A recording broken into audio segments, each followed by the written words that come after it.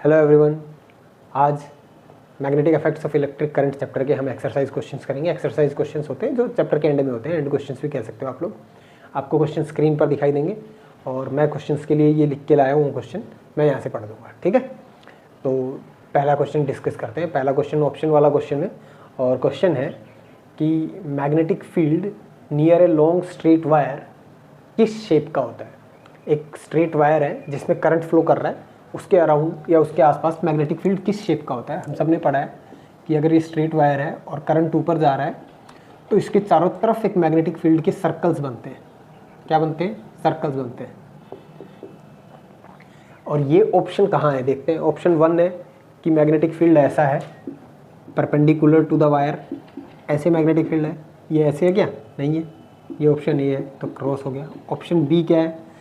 Option B बोल रहा है कि magnetic field parallel to the wire है, यानी ये वायर है अपना, इसमें करंट फ्लो कर रहा है और ये मैग्नेटिक फील्ड की डायरेक्शन है। ऐसा भी नहीं है, देखो। सी ऑप्शन क्या है? सी ऑप्शन है कि मैग्नेटिक फील्ड रेडियली आउटवर्ड है वायर से। रेडियली आउटवर्ड मतलब होता है ऐसे, जैसे रोशनी निकलती है किसी बल्ब से या किसी मोमबत्ती से, उसको कहते हैं रेडियली आउटवर्ड। इससे बाहर ऐसे निकल रहा है, ये करंट है। ऐसा है क्या? ये नहीं है, तो ये भी ऑप्शन गलत हो गया।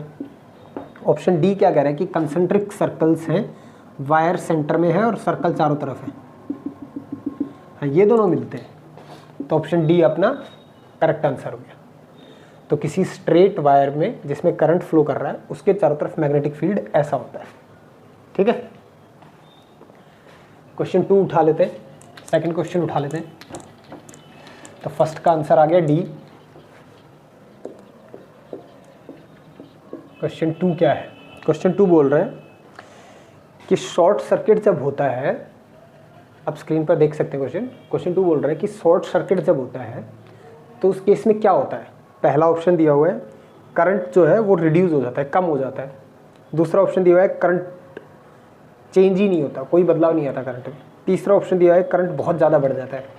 और चौथा दिया हुआ है कि करंट ऊपर नीचे होता है। हमने पढ़ा था कि शॉर्ट सर्किट में क्या होता है, तार आपस में मिलकर पिघल जाते हैं। पिघलने का मतलब क्या है कि बहुत ज़्यादा करंट फ्लो हुआ, हीट उस वजह से बहुत ज़्यादा जनरेट हुई और उसने वायर्स को मेल्ट कर दिया।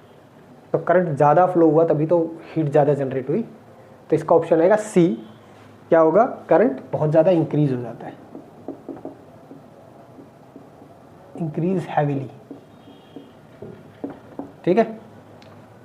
ओके, थर्ड क्वेश्चन पे आ जाते हैं। थर्ड क्वेश्चन है, ये ट्रू एंड फॉल्स वाला क्वेश्चन है। इसमें दो क्वेश्चन है। थर्ड में पार्ट ए जो है वो पूछ रहा है, क्वेश्चन 3 का पार्ट ए पूछ रहा है कि किसी रिंग में अगर करंट फ्लो कर रहा है तो उसके सेंटर में जो मैग्नेटिक फील्ड होता है वो एक स्ट्रेट और पैरेलल लाइन जैसा होता है। हाँ, बिल्कुल सही बोल रहा है। हमने पढ़ा था कि अगर रिंग में करंट फ्लो करता है तो इसके चारों तरफ ऐसे छोटे छोटे सर्कल बनेंगे, लेकिन सेंटर में जाते जाते ये सर्कल कैसे होने लगेंगे? बड़े होने लगेंगे। तो देखो सेंटर में कैसे लग रही हैं? पैरेलल लाइंस लग रही हैं। सेंटर में कैसी लग रही हैं? पैरेलल लाइंस लग रही हैं। तो ये ट्रू है। तो 3 का ए ट्रू है और 3 का बी क्या कह रहा है?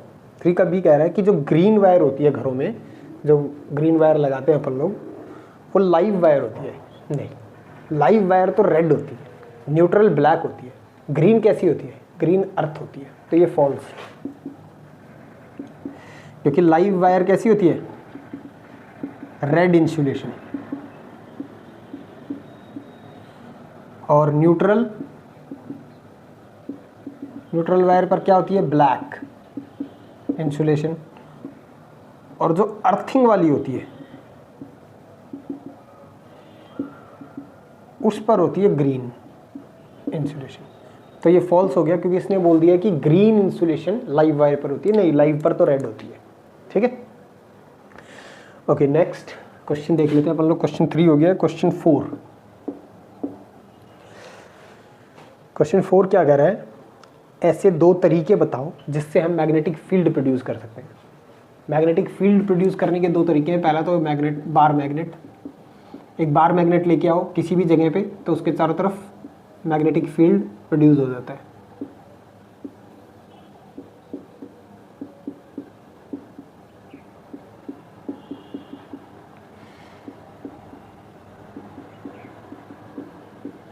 ठीक है, किसी भी मैग्नेट के चारों तरफ क्या होता है, बार मैग्नेट के चारों तरफ क्या होता है, मैग्नेटिक फील्ड प्रोड्यूस हो जाता है। तो पहला तरीका है, first way, we can bring a bar magnet to some, तो पहला तरीका है we can bring a bar magnet to some region and it will produce a magnetic field in that region. We can bring a bar magnet to the region to produce magnetic field in that area। ये पहला तरीका है। दूसरा तरीका क्या है, we can pass electric current through a straight conducting wire and around it there will be a magnetic field। एक straight wire के चारों तरफ क्या बन जाता है, एक स्ट्रेट वायर में अगर आप करंट पास करते हो तो उसके चारों तरफ क्या बन जाता है, मैग्नेटिक फील्ड बन जाता है। तो दूसरा तरीका है ये, we can pass electric current through a conducting wire to produce magnetic field around wire. ठीक है, दूसरा तरीका है ये। तो क्वेश्चन 4 में 2 तरीके पूछे थे मैग्नेटिक फील्ड प्रोड्यूस करने के, हमने दोनों बता दिए। पहला तो चुंबक लेके आओ उससे बनाओ, दूसरा एक तार में करंट फ्लो करवाओ तो उसके चारों तरफ मैग्नेटिक फील्ड बन जाएगा। 5th क्वेश्चन देख लेते हैं, ये मिटाने पड़ेंगे मेरे को।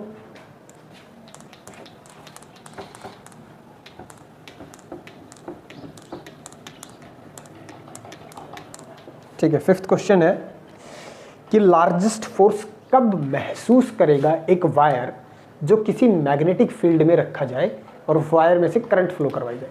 यानी मान लो कि ये मैग्नेटिक फील्ड फैला हुआ था, किसी रीजन में, किसी एरिया में मैग्नेटिक फील्ड उधर जाए इस डायरेक्शन में, और हम एक वायर लेके आए जिसमें करंट फ्लो कर रहा है, ये वायर है इसमें करंट फ्लो कर रहा है इस डायरेक्शन में मान लो, तो इसमें लार्जेस्ट फोर्स कब लगेगी। हमें पता है फोर्स निकालने के लिए हमने एक रूल पढ़ा है, क्या पढ़ा है rule, Fleming's left hand rule पढ़ा है ना, फ्लेमिंग्स लेफ्ट हैंड रूल।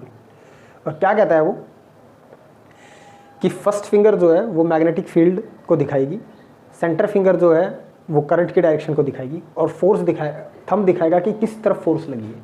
पर इस रूल की कंडीशन क्या है कि तीनों एक दूसरे के परपेंडिकुलर होने चाहिए। तो ये मैक्सिमम फोर्स दिखाता है। फ्लेमिंग्स लेफ्ट हैंड रूल क्या दिखाता है, मैक्सिमम फोर्स दिखाता है। अगर एंगल पर नहीं, किसी एंगल पर है, देखो इन दोनों के बीच में 90 डिग्री एंगल नहीं है, कुछ सम थीटा एंगल है, तो ये मैक्सिमम फोर्स नहीं है। फोर्स तो इस केस में भी लग रही है पर ये मैक्सिमम फोर्स नहीं है। आपने लेक्चर अगर सुना होगा तो मैंने वहाँ बताया है कि मैक्सिमम फोर्स तभी लगती है करंट कैरिंग कंडक्टर पर जब वो एक मैग्नेटिक फील्ड में अगर रखा हो और उस पर मैक्सिमम फोर्स निकालनी है तो वो 90 डिग्री होना चाहिए मैग्नेटिक फील्ड के। यानी इसका आंसर आएगा, क्वेश्चन 5 का आएगा, maximum force on a current carrying conductor placed in magnetic field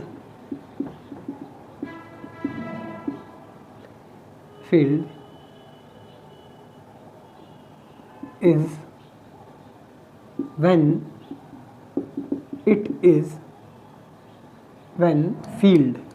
direction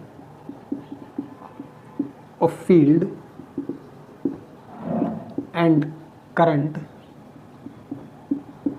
is 90 degree to each other। ठीक है, कितना एंगल होना चाहिए, 90 डिग्री होना चाहिए। किस किस के बीच में, direction of magnetic field and current. Direction of magnetic field और करंट के बीच में 90 डिग्री का एंगल होना चाहिए। यानी यहाँ मैक्सिमम फोर्स नहीं लगेगी, ऐसे अगर होगा तो मैक्सिमम फोर्स लगेगी। अब एंगल 90 डिग्री हो गया, ठीक है। ये नीचे की तरफ भी हो सकता है, बस 90 डिग्री का एंगल होना चाहिए तभी मैक्सिमम फोर्स लगेगी। ठीक है, क्वेश्चन 6 में आ जाते हैं।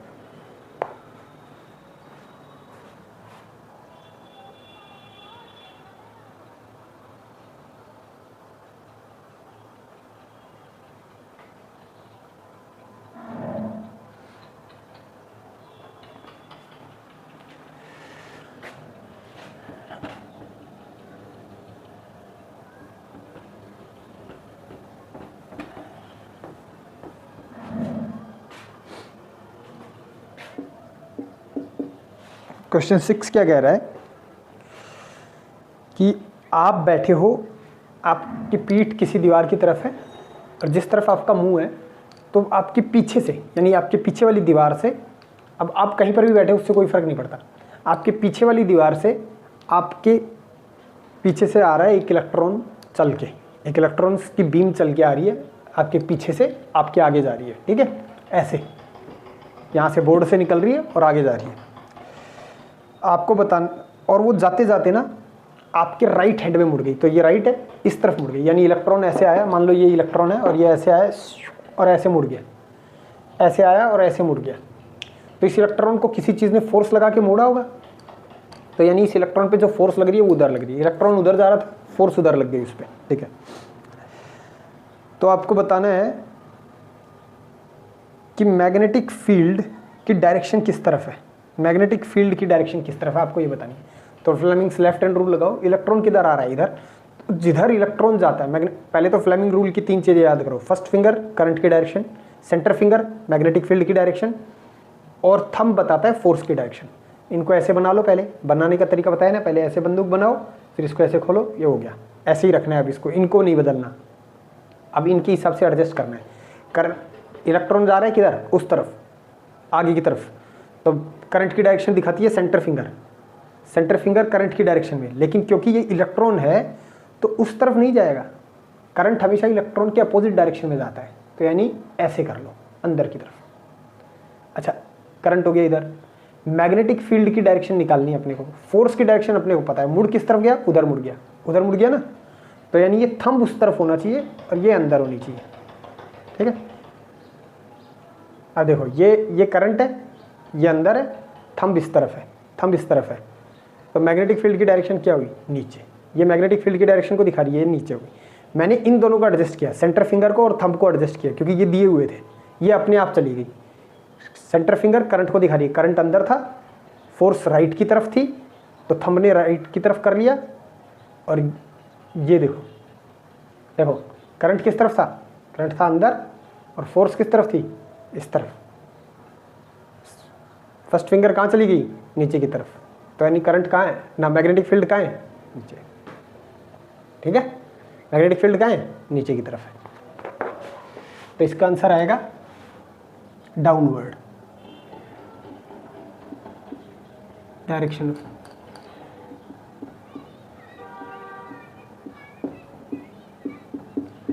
मैग्नेटिक फील्ड की डायरेक्शन किस तरफ है, डाउनवर्ड। क्वेश्चन 7 है, आपको 3 रूल बताने हैं। पहला किस चीज़ का रूल बताना है, अगर एक स्ट्रेट वायर रखा हुआ है, conductor straight current carrying wire रखा हुआ है और उसके चारों तरफ अगर मैग्नेटिक फील्ड की डायरेक्शन आपको पता करनी है, तो आप कौन से रूल से पता करोगे। अभी तो पढ़ा था अपन ने, अगर एक स्ट्रेट वायर रखा है और उसके चारों तरफ मैग्नेटिक फील्ड की डायरेक्शन पता करनी है, तो हम right hand thumb rule, right hand thumb rule, यानी राइट हैंड का थंब जिस डायरेक्शन में करंट जा रहा है और उंगलियां बताएंगी मैग्नेटिक फील्ड की डायरेक्शन। तो पहले का आंसर है, क्वेश्चन 7 के पहले का आंसर है right hand thumb rule. Second है, रूल बताओ जिसकी वजह से आप फोर्स निकाल सकते हो किस पर, एक करंट कैरिंग कंडक्टर पर जो परपेंडिकुलर रखा हुआ है मैग्नेटिक फील्ड में। Current carrying conductor magnetic field के परपेंडिकुलर रखा हुआ है, आपको फोर्स निकालनी है। इसके लिए कौन सा, अभी अपन ने इस क्वेश्चन में जो डिस्कस किया है वही फ्लेमिंग्स लेफ्ट हैंड रूल लगेगा। इसी में 3 चीज़ें होती हैं, करंट, मैग्नेटिक फील्ड और फोर्स। तो फोर्स बताने के लिए ये वाला फ्लेमिंग्स लेफ्ट हैंड रूल, तो इसका आंसर आएगा Fleming's left hand rule. Shortcut में लिख देना ऐसे ही, पेपर में पूरा लिख के आना, ठीक है। तीसरा पूछ रहा है इंड्यूस्ड करंट। अच्छा, ये वाला टॉपिक पहले होता था आपके 10th में, अब ये हटा दिया गया है, पर क्वेश्चन अभी तक है, पता नहीं क्यों है, बुक में दिया हुआ है, तो मेरे ख्याल से इसके आने के चांस नहीं है। पर इसका आंसर आएगा right hand thumb rule, sorry, पर इसका आंसर आएगा Fleming's right hand rule, Fleming's right hand rule. यही same left hand thumb rule की तरह काम करता है ये, इसमें भी यही 3 उंगलियां होती हैं और इसमें भी ये फोर्स को दिखाता है, ये मैग्नेटिक फील्ड को दिखाता है और ये इंड्यूस्ड करंट की डायरेक्शन को दिखाता है, इंड्यूस्ड करंट की डायरेक्शन को। लेकिन क्योंकि ये रूल अभी हट गया है आपके सिलेबस से, तो पर क्वेश्चन है तो आप याद रख लेना। Fleming's right hand rule induced current के लिए है। किसकी बताता है ये? डायरेक्शन ऑफ इंड्यूस्ड करंट, याद रखना है। इंड्यूस्ड करंट लिखा हुआ मिले तो ये वाला रूल है, right hand rule, Fleming's right hand rule. पर अपनी जो सिलेबस में है वो ये है, फ्लेमिंग्स लेफ्ट हैंड रूल। और ये क्या दिखाता है? फोर्स दिखाता है, current carrying conductor in magnetic field. ठीक है, नेक्स्ट क्वेश्चन देख लेते हैं, क्वेश्चन 8। शॉर्ट सर्किट कब होता है? शॉर्ट सर्किट तब होता है तब लाइव वायर और न्यूट्रल वायर डायरेक्ट एक दूसरे के कांटेक्ट में आ जाते हैं। When live wire and neutral wire comes in direct contact with each other, short circuit occurs। हो गया, इतना ही है इसका आंसर। शॉर्ट सर्किट कब होता है? जब लाइव वायर और न्यूट्रल वायर दोनों एक दूसरे के कांटेक्ट में आ जाएं। ठीक है,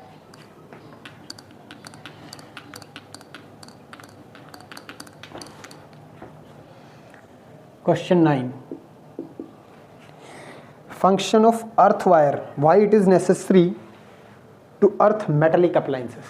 अर्थिंग पर अपन ने बहुत अच्छे से डिटेल में पढ़ा था पिछले वीडियो में। अर्थ वायर का फंक्शन क्या है? पहले तो फंक्शन क्या है अर्थ वायर का? ऑफ अर्थ वायर, इसका फंक्शन है टू कैरी एक्स्ट्रा, या लीक्ड भी लिख सकते हो, current from body of appliance, leaked current के बाद from body of appliance to earth and safeguard, and की जगह थस लिखना, the safeguards the user from electric shock.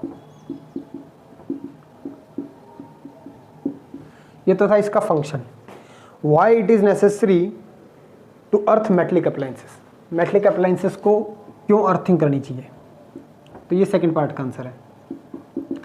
It is necessary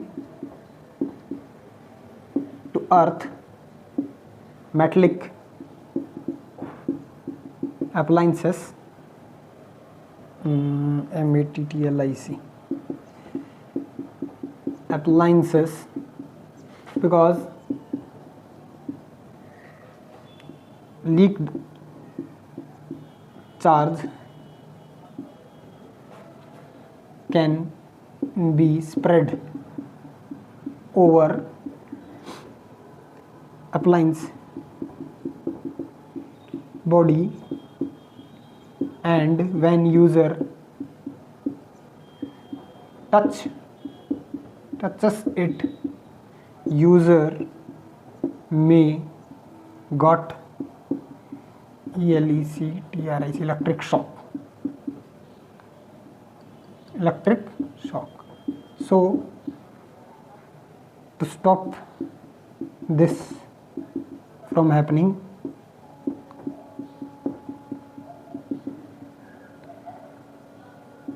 we earth the metallic appliances.